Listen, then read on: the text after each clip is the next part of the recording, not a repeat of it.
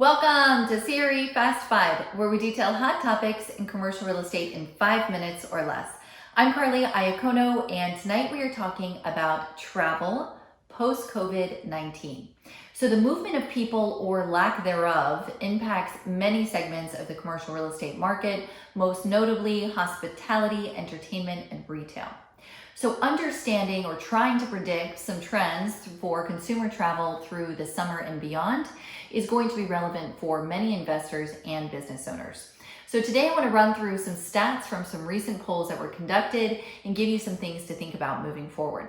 First, I'm going to start with a personal example. Yesterday, I received an email from Wynn Resorts in Las Vegas, and they said, "Welcome back. We'd love to have you as a guest again as soon as possible. We are open for business and ready to welcome you with all of our facilities being fully operational." My immediate response was, yes, thank goodness. I will be on the next flight next weekend. But then, of course, I dialed that back and said, how many high-touch things do I have to come in contact with to get there?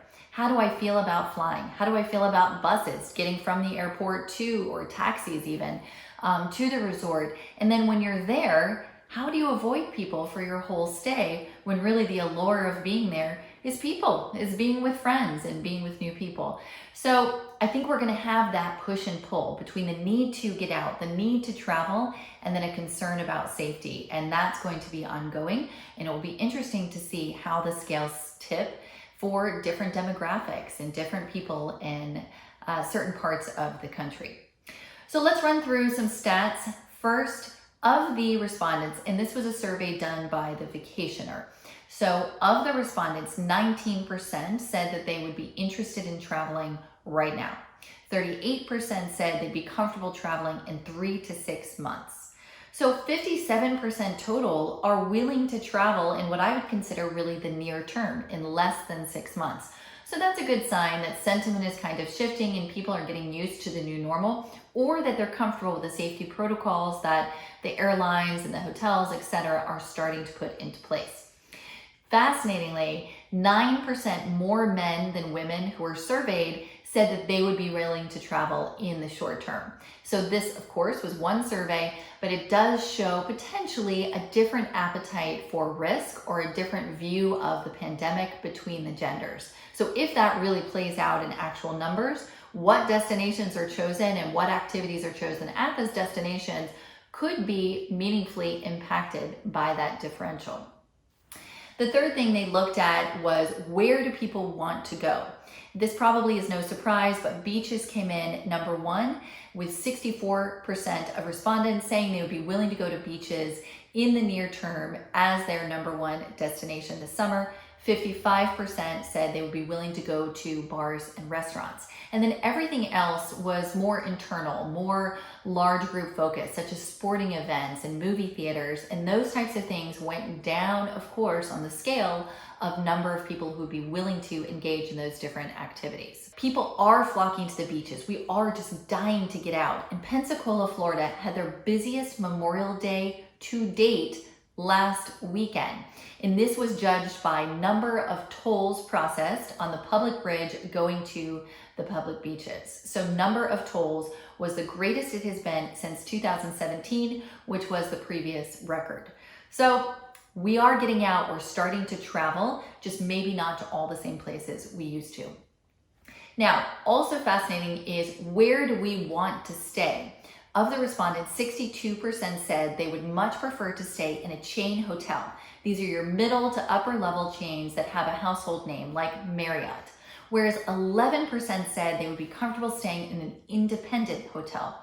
So I think that's a really fascinating difference. Consumers are psychologically looking for comfort and security, and brand identity from a psychological perspective seems to equate to security. So if you're a smaller operator, and I think this would go for restaurants and other local businesses as well, you have to work harder to make that consumer feel safe, to make them draw in and say, okay, they have it together, I can go there and I'll be okay. Because right now, it really looks like those household names, those brand names, the chains that provide just simplicity and comfort are the ones that are going to have the most visitors. So there are some shifts in businesses that in business models that those smaller operators are going to have to take to try to combat that sort of perceived difference of the two. And obviously there are widespread ways that safety is being implemented. Masks, no masks, who wears masks and where is a great debate right now among the country, with various states having different policies and various consumer demographics seeming to be behind one way or the other. Plexiglass is huge. We're seeing that go up, of course, in grocery stores, potentially in airplane seats, in between the seats, certain restaurants to divide. So it will be interesting to see how widespread plexiglass becomes as a way of just separating and compartmentalizing people. Hand sanitizers, we've seen those pop up anywhere, probably not a bad idea just moving forward for life in general. And then it gets a little more creative. Abu Dhabi has tried a sanitation tunnel where you walk in and in 3 seconds you're sprayed with something, who knows what, and you come out sanitized, still wearing your mask. You don't breathe on people, but your body is actually sanitized and your clothing sanitized. So I can't really see that being widespread here in the US, but it's a fascinating concept being tested in other countries.